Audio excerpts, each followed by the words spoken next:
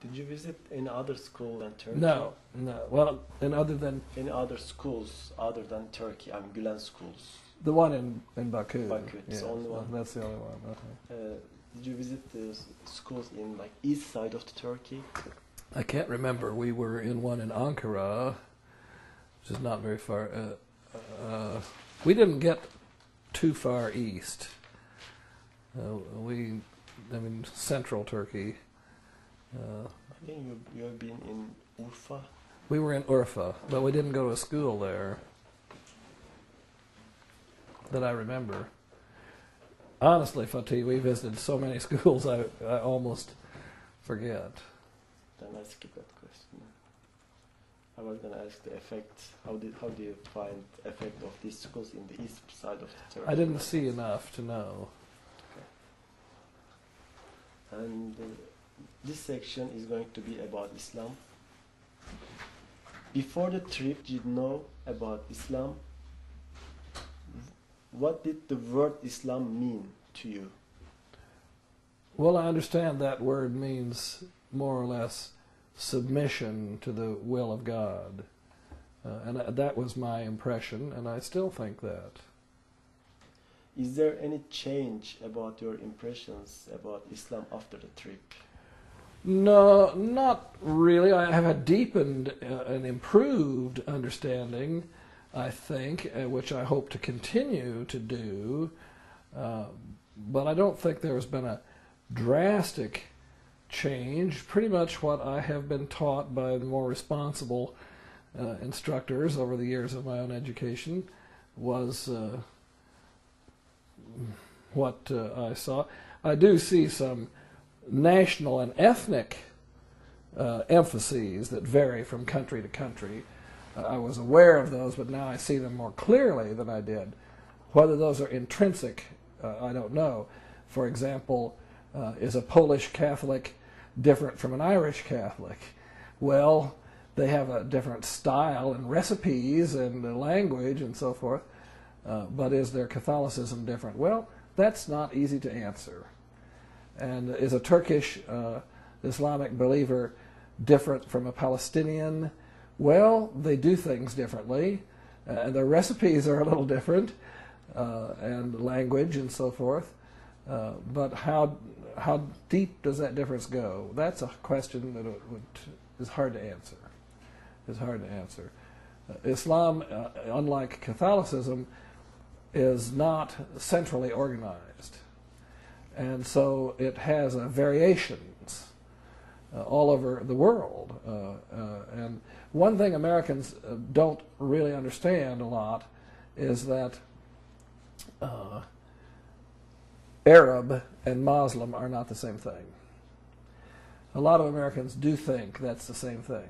But you see, I have known many Arabic Christians, and they speak Arabic. They're Arabs.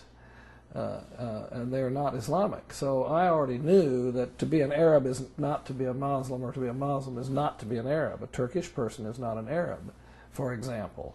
I was in Macedonia and Bosnia, and there I met a number of Islamic people, and they had Western names. I mean, and one of them said to me, he said, "Tell the people back in the United States, we in Bosnia, we Muslim people, we like Bach and Mozart and Chopin, and we are Europeans. Tell them." And well, I knew that, but so there is a certain ignorance that needs to be dealt with, I think. How did you feel when you heard azan, calling to prayer? Well, I first heard it here in Kansas City at the dinner year before last. I had heard on television. Actually, the first time I heard that was in Jordan years ago. But it was exactly as I had heard it in the media and so forth. But I was in Amman, Jordan, and near my hotel was a mosque, and so I heard that, and it was just as I expected. Then I heard it again in Bosnia, in Sarajevo, and other places like that. I didn't hear that in Macedonia because I was in the Islamic part of Macedonia, but I didn't happen to hear a call to prayer when I was there. So it was just as I expected it. There's a fellow here in Kansas City who does a beautiful job. I love to hear him. I can't remember his name, but he does it very well.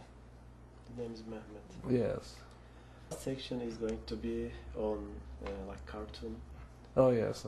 What do you think, as a professor or political person, about cartoon published in newspapers of French and Denmark? Is it freedom of speech? Well, legally, it is freedom of speech or of the press. Legally, it is.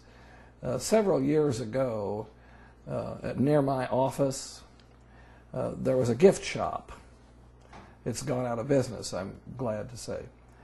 And in the December period of time, when people decorate a lot for what we call Christmas, why those at this particular gift shop, which was a very, I won't say what sort of people they were, but anyway, they were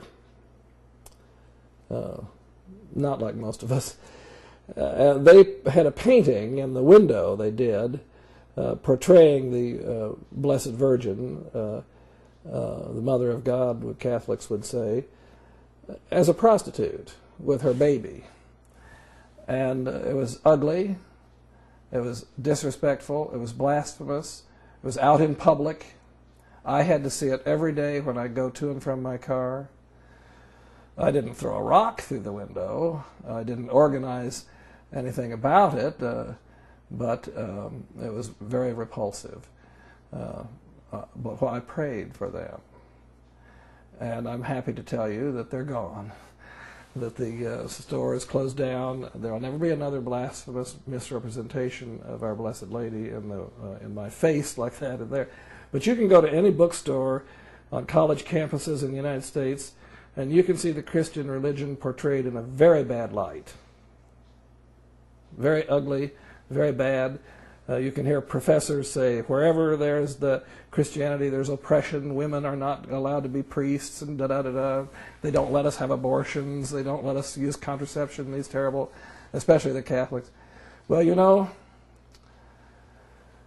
I have to put up with it.